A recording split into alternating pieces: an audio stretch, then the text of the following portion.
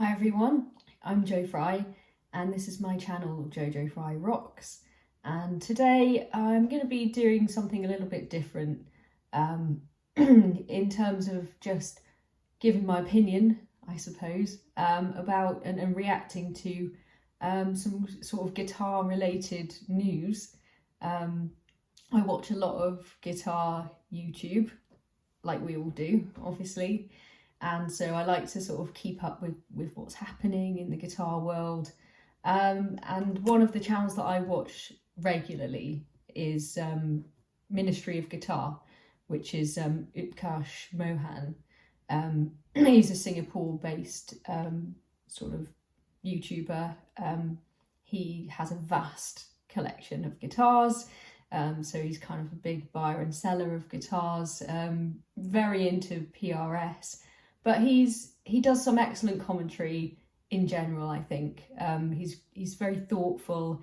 He always prepares with a lot of statistics and everything, and it's all very fact-based, and then he sort of gives his take on it. So I really enjoy his videos.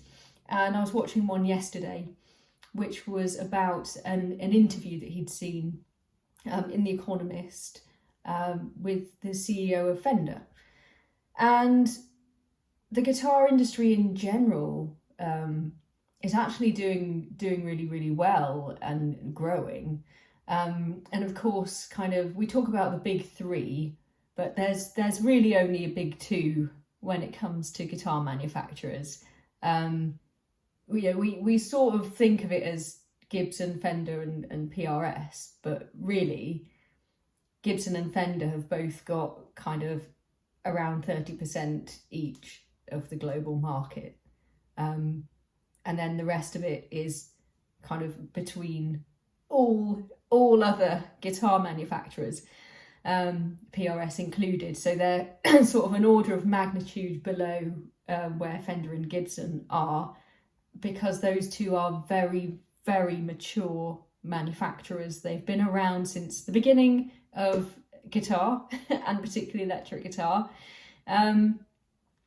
And they kind of each own other brands as well. So Fender owns Charvel Jackson, for example, and other guitar brands. I think Gibson owns Kramer, I think I'm right in saying. So they've both acquired other brands. And of course, there's Ibanez and Yamaha, but they're just nowhere near the numbers of Gibson and Fender. And so I thought it was really, really interesting. There are a couple of interesting bits of data, actually, that Utkarsh was talking about. One of those was about the Fender's growth, that they have experienced a double-digit year in terms of growth, which is almost unheard of for a mature company in a mature industry, something that isn't a startup, really. And so he was kind of explaining what the Fender CEO was talking about in terms of what's been driving that growth. So we'll get kind of into that in a second. But it kind of raised some other trends within the guitar industry that I thought were particularly interesting, especially for me. So kind of partially what's been driving that is in recent years, and this is for all guitar makers, kind of since COVID, they experienced a lot of growth during lockdowns because lots of people had a lot more time on their hands and wanted to start doing new hobbies maybe they hadn't tried before, or go back to kind of hobbies they'd had when they were young and sort of wanted to get back into it. So started buying guitars, and particularly at a time when a lot of stores were closed and obviously music shops and guitar shops would have been closed, online buying was kind of driving this demand. And so one of the things that he raised was the fact that a lot of this growth that Fender have been experiencing, a lot of this demand, when they looked into the market segmentation, was coming from new beginner guitarists, 45% of that was female guitarists as well. And the kind of point that he makes is that being able to purchase online, or being more used to kind of buying guitars online, remove some of the what did he call it?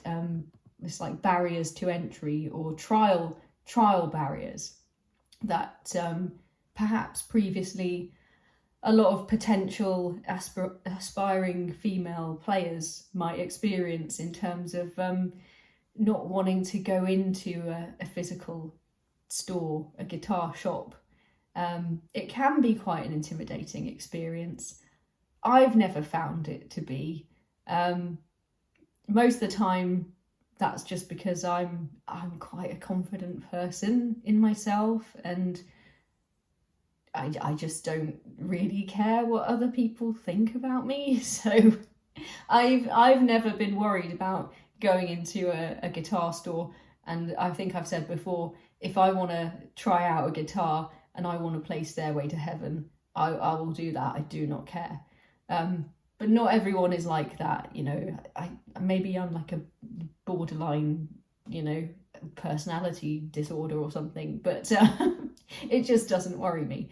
But I know that people of all ages, genders, backgrounds have experienced that sort of fear of judgment, I suppose, of going into a guitar shop or music shop, and don't want to necessarily have everyone watching them and listening to them play and being nervous about doing that, and that can be really off-putting. So I understand that, and how that was just removed really as people just kind of moved to online buying.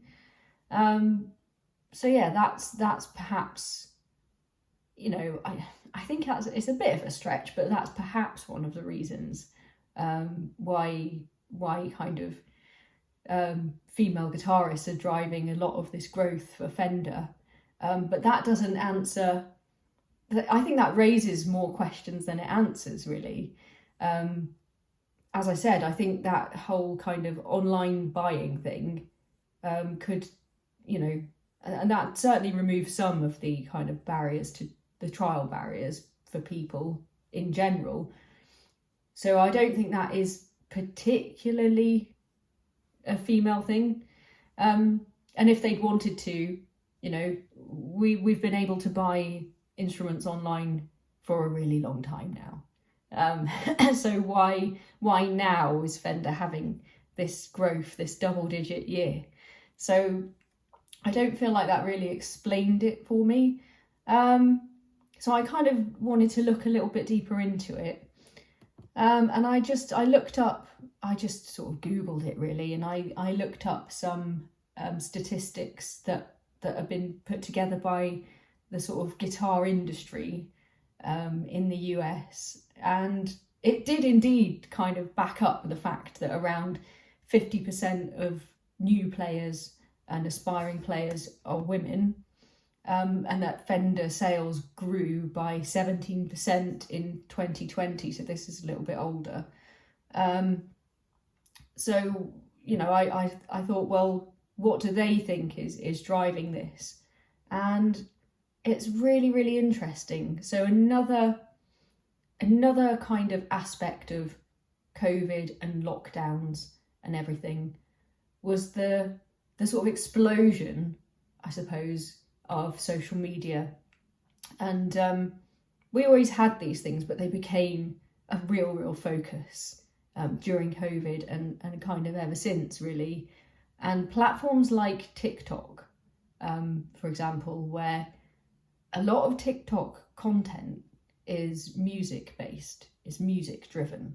And if you want to become a TikTok star, like a lot of young people want to, you need to be able to create something to do with music.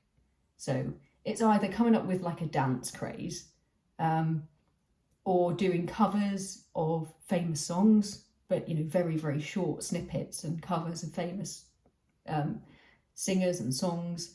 And obviously that would be maybe someone like Taylor Swift, for example, who, what does Taylor Swift do? She plays guitar. So there we are. If you're young, you're a young person, and particularly a young girl, and you want to make some content on TikTok, and you want to do a Taylor Swift song, you want to get a guitar. You need to get a guitar. So that's kind of one thing. And I think that's incredibly important as well, because this feeds into, I think, some of the reasons why I think Fender are seeing kind of more growth than some of the other guitar manufacturers. And I'm going to try to sort of delve into some of the reasons why I think this is. Now, this isn't really based on any research other than me just Googling some stuff to see if it matches with my points and theories. This is literally my 2 cents worth, me weighing in with my opinions and just my thoughts about it, really. So I'm not claiming to have any kind of special insight or knowledge.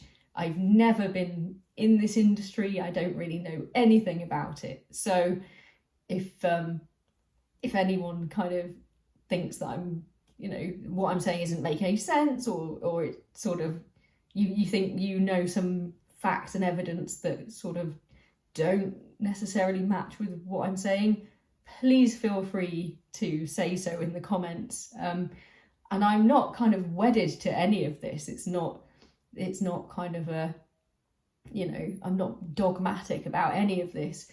These are just some thoughts that occurred to me whilst I was watching Ministry of Guitar's latest video.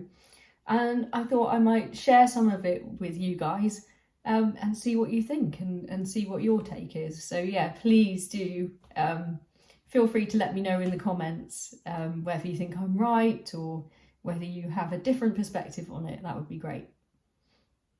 So coming back to this point then about beginner guitarists, new guitarists driving the growth in the guitar industry, certainly in the last few years.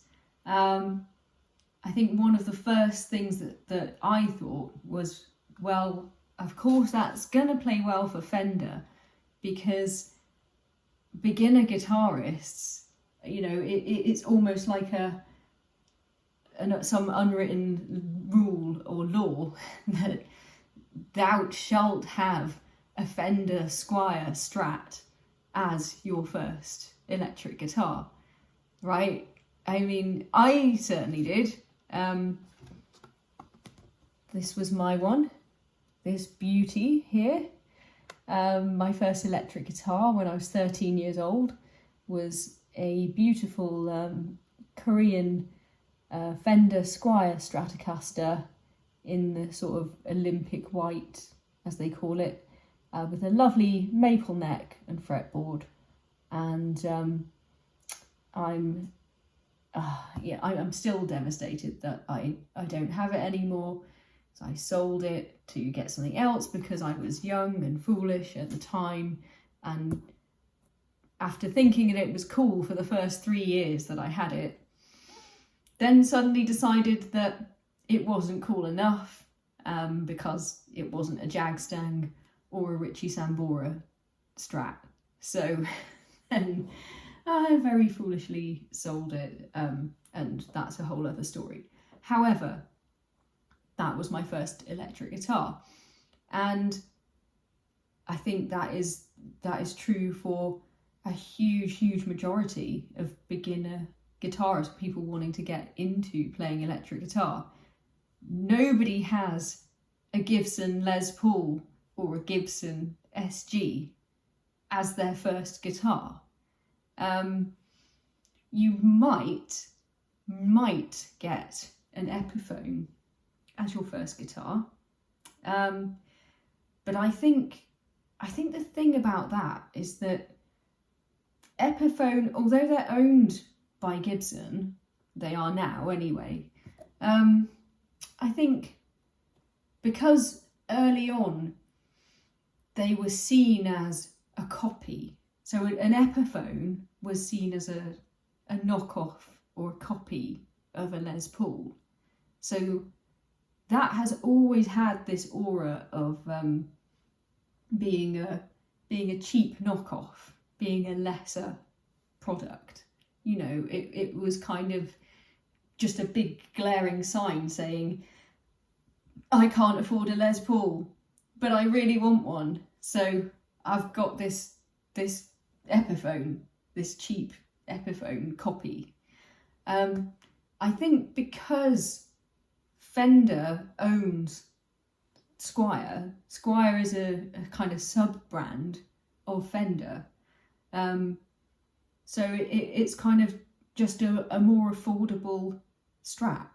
And it doesn't, I think, carry the same kind of almost stigma with it. So as a beginner guitarist, it's still pretty cool.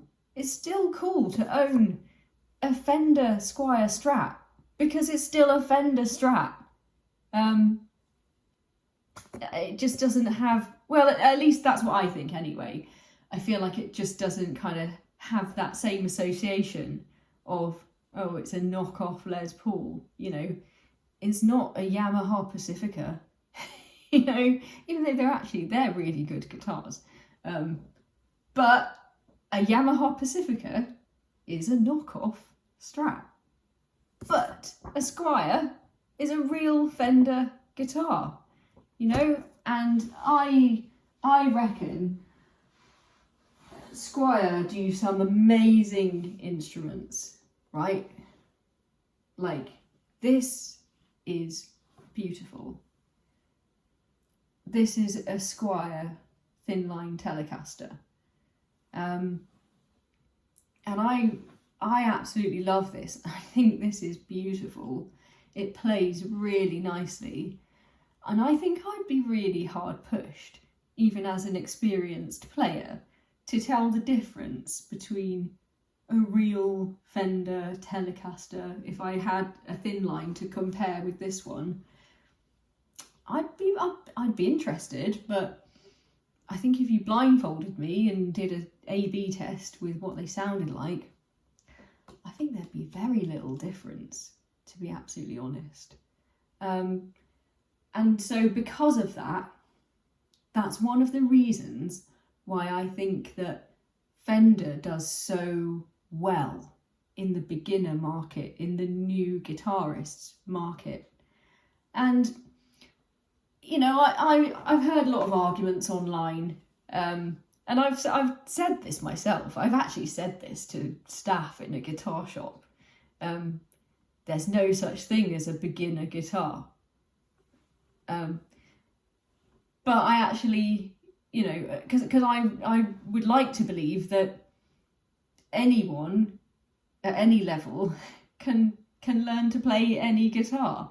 There's nothing inherent about an instrument that makes it easier or more difficult for somebody to learn to play guitar on. So I kind of believe it in that respect. However, there is something about the Squier Strat that just, I don't know what it is. Maybe it's the neck profile. Maybe it's just like having the simplicity of the controls, the selector switch, easy to use, volume and tone, easy to use. Or maybe it's just the fact that we're so used to it in terms of like the image of the Fender Strat, like has been associated with rock and roll since the beginning of rock and roll, since, you know, Buddy Holly, and it's just been an iconic shape of guitar for the whole of the history of guitars. So maybe it's because of that, it's sort of collectively imprinted itself on all of our subconscious, and therefore when you see it in a shop for, you know, what used to be kind of around £100, probably still only like £150, you want one as someone who's just beginning to play guitar. And I think the thing that is really, really clever that they've been doing in recent years is sort of bundling everything that you need as a beginner. So, you know, and they actually were doing this back in the day, because my guitar came with an amp as well. So they've been doing the guitar and amp bundle for a long time, but they've been bundling up everything, like everything that you need to start off playing, including like a free online guitar lesson in with the bundle. So for kind of around £200, you not only have everything that you need to get started, you've also got some online tuition into the bargain as well. So that, I think, you know, that they really have understood their market. I think they're quite data driven as well, and so they respond to it, and so that's playing out really well for them in the marketplace now. I think for me, the other sort of key thing that Fender are really good at, that I think perhaps Gibson are not so good at, is being really, really responsive to trends.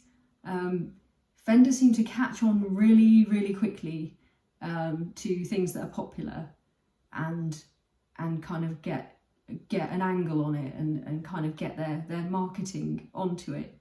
So if we think about things like signature model guitars, so, you know, famous signature model guitars. What's the first Gibson one that I think of? The player I most associate with Gibson is Slash. And Gibson were kind of on the ropes by the 80s. Like, those guitars were not popular. Slash kind of single-handedly revived the fortunes of Gibson in the 80s. You know, and how did they repay him? Like, they didn't even bloody give him an actual guitar to begin with. Like, he was still having to buy them. It's just nuts. But anyway, they did eventually, and started developing Slash signature model guitars, which was cool for a few years at the time. And obviously he's still a very, very popular guitarist, but Guns N' Roses have been, you know, long been kind of not a kind of trendy or popular band for kind of 30 plus years now. And yet they're kind of still trading off their Slash signature models, and they keep bringing them out. Like, they're still bringing them out in 2024. Who is buying a Slash signature Les Paul in 2024? Like, I love him. I wouldn't buy one. And most of the time, they're just ordinary Les Pauls, but with his signature on them, or a slightly different inlay design. I mean, come on. You know, whereas Fender always seem able to kind of get their guitars into the hands of musicians and artists and bands who are trendy and popular at the time, at any given time. Just look at how quickly they responded to Nirvana. Okay, I mean, they started designing a signature model guitar for Kurt Cobain. Like, as soon as they cottoned on to the fact that he was playing these old, like, Mustangs that he'd found in tat shops and junk stores, you know, they were onto it. They designed the Jagstang with him. That was really, really smart. That was really responsive, and you know, and he remains an icon, and that guitar will always be associated with him. I still want one. I always wanted one. I still want one. So, you know, they seem to always be able to do that. They seem to always know kind of what's popular or who's popular, and they get involved with that artist. And I think one of the reasons that they're going to have more kind of longevity than Gibson is not just because of like the people that they've made signature models for, or bands that they've given guitars to, like just ordinary Strats and Tellys. Because like if you were to go to a music festival where you see sort of young and up and coming bands, I've seen this kind of several times in various videos across YouTube, they're all playing Telecasters. All the new, young, hip bands, if they're guitar based, they're playing the Telecaster. You know, Fender's arguably kind of original and best guitar design.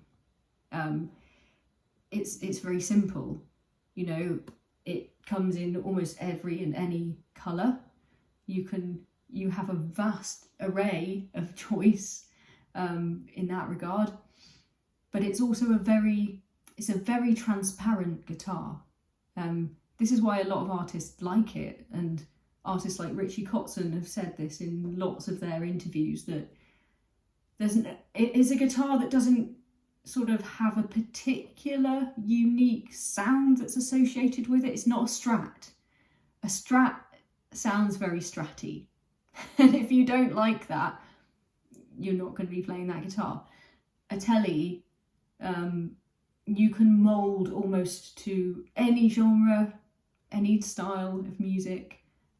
It can be, you can, you know, ramp it up, make it kind of loud and aggressive. You know, you can kind of beef it up, or you can strip it back, and it can just be a you know, beautiful, clean sound, if that's your band's sound. And you know, depending on what image you want, they look cool. They look cool on a folk guitarist. They look cool on a rock guitarist. It's something that you can make your own. It doesn't come with any baggage. If you have a Les Paul, you know, or a Gibson SG or something, that it just brings an entire kind of load of baggage with it, and you're either a rich boomer, so that isn't, you know, that doesn't apply if you're a sort of young and up and coming artist or musician, and that's not an image that anybody wants, let's face it. Or you are a massive fan of Slash or Angus Young, Malcolm Young from AC/DC. You know, if you've got an SG, it's like then you're, you know, the expectation is that you're going to play something and sound like AC/DC, or you're going to sound like Guns N' Roses or something. It's, these Gibson guitars just come sort of with this really loaded kind of baggage and history, and that's kind of certainly something that I think would be really off-putting to the new, younger generation of musicians. And finally, I think there's one more thing that Fender are kind of doing better than Gibson, and again, I think this is probably due to their kind of, you know, reliance on kind of trend data, and kind of just looking carefully at consumer demand, and what's going on in the guitar world and kind of in the market in general. And they seem to, again, kind of respond quickly to things like niche trends, kind of like the demand that there seems to be at the moment for relict guitars, which is something that I don't understand at all. From my perspective, like, I won't even buy like ripped jeans from a shop. Okay, if I go to a shop and I buy something new, I want it to look like it's new. Okay, I don't want anything that I've bought new from a shop to look like I found it in a skip. However, there's a huge trend at the moment for these relict guitars where they look old, they look road worn, they look battered and worn in. And Fender are, the Fender custom shop are charging even more than they would for a normal new nice Fender guitar for a relict version that makes it look old and vintage. And yeah, they seem to be able to kind of charge a higher price for this somehow. For somebody to have sort of professionally stripped off some of the paint and damaged it. Like, I'm not even going to pretend that I understand it. And I know that Gibson have been doing this as well, like their, again, slash signature model guitar that they brought out that's got all, like, looks like it's got like slash cigarette burns over it, which, again, that's not something that I would want myself. There may be some really huge Slash fans out there that might find that interesting or want to own that. Certainly that isn't something that I understand, but that's kind of what I've seen Gibson doing compared to what I've seen Fender doing, which is just to kind of generally have their custom shop make some relict models of their Strats and Tellies and stuff. So yeah, it's just quite interesting, I think, that that just seems to be another way in which they're responding to what it seems their target market is asking for.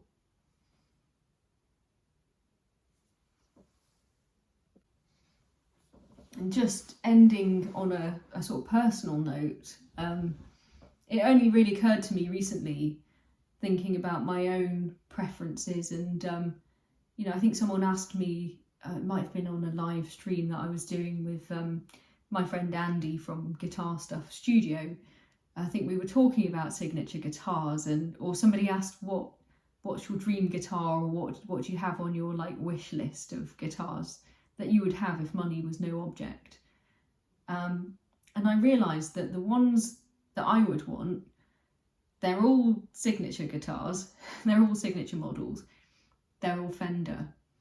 A Kurt Cobain Jagstang, for sure. I would love to own a Jagstang. A Richie Sambora Fender Stratocaster, which is something that I've wanted since I was 16 years old. And both of those guitars were huge influences on me when I was kind of 15, 16, and decided to make and build, design and make my own electric guitar.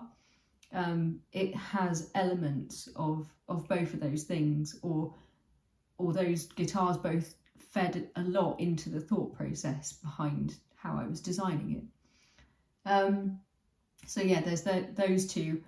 Also, the Richie Kotzen Fender Telecaster, which is on my list now because it's beautiful. It's a beautiful Telecaster, but with some kind of slightly beefier pickups than you would normally have in a Telly. So he likes to use Dimasio pickups. There's the Dimasio Chopper T and a Tone King in his signature Telly. So I think his tone is just incredible. It's awesome. So and his Telly has also got kind of custom cuts and sort of comfort cuts on the back and the front stuff. It's one of the only Tellys you'll find that's got that kind of sloping cutaway on the front as well. So it looks to me to be an absolutely amazing quality guitar. So I'd love to have one of those. But yeah, those three are really the guitars on my wish list.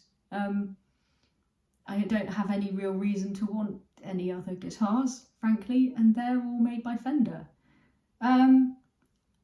thinking about who my guitar heroes are, and obviously one of those is Jerry Cantrell.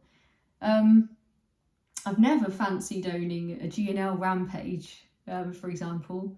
I think, it's got a very, very unique sound and tone, but that's very unique to him, to Jerry, and through a Bogner amp as well. And I think if you want to sound like him, if you wanted to get his whole rig, then that involves a whole load more of expenditure, and frankly, I was able to sort of almost get there by using my Boss Katana and the Boss Katana patches that you can download now. So tone-wise, I don't think it would be kind of worth investing in a guitar and amp just to kind of sound like him. And I'm kind of slightly annoyed in a way that Gibson are trying to or Gibson have put out a signature model Jerry Cantrell Les Paul, which, I know he has used it, but that's not the Alice in Chains sound, right? That's not the Alice in Chains guitar. He's got these G&L guitars that are unique looking, unique sounding, and that's always been the sound of Alice in Chains. And it just seems like a very transparent sort of marketing ploy by Gibson to try to kind of drag him into their kind of signature guitar range.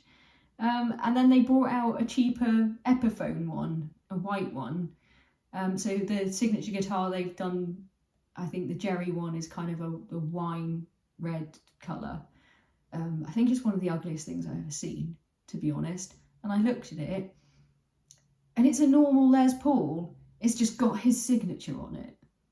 Like, there's nothing particularly special about it.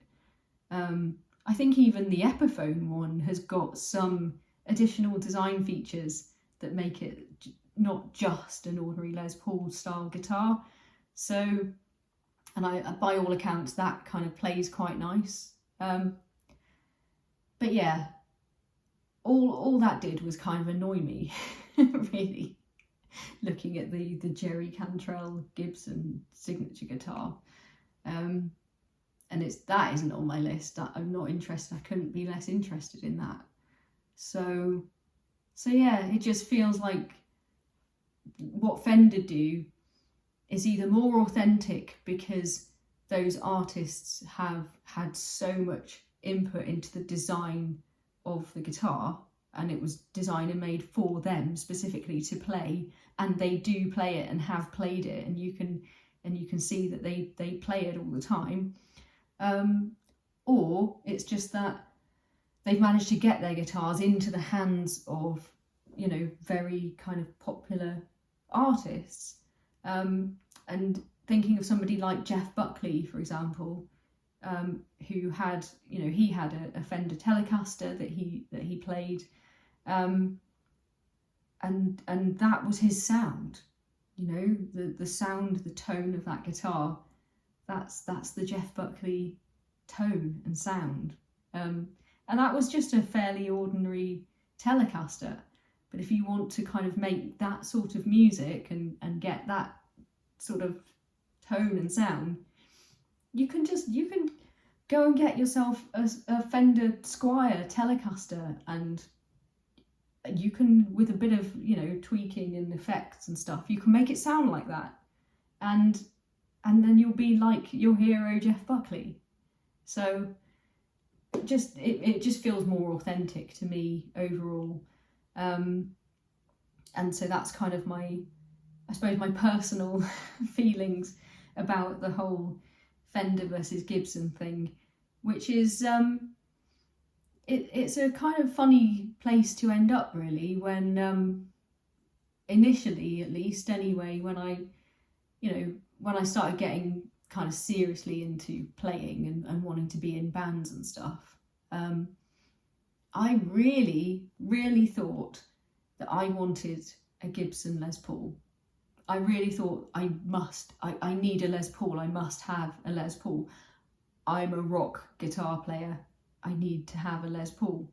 And the only Les Pauls that I've actually ever kind of tried out or played were actually Justin Hawkins' Sparkle Burst, the Silver Burst and Pink Burst custom Les Pauls that he had in the early days of the Darkness. And they were so heavy and unwieldy, and even sitting down it was a bit of a challenge to play, and I certainly wouldn't have been able to kind of play one standing up. I knew that for a fact. So that was kind of my gateway into PRSs, really, because I just thought to myself, well, this kind of looks a bit like a Les Paul. It's certainly a lot easier to play. Actually, it kind of looks nicer. It's got a bit of a cleaner line to it, and has kind of these nice sort of cutaway bits that make it comfortable to play. It's very lightweight as well, and actually sounds incredible. And then that sort of cured me of ever wanting to have a Les Paul. So since then, I've realised that really, you know, I've got more or less all the guitars that I've ever wanted or would ever need. And the only ones left on my list are Fenders. So that's just my kind of personal view on it. But I do think that, you know, ultimately the way things are playing out, I think Fender have got a much more of a fighting chance of surviving in the long term, and I wouldn't be surprised if in 10 years' time Gibson end up where they were kind of in the early 80s.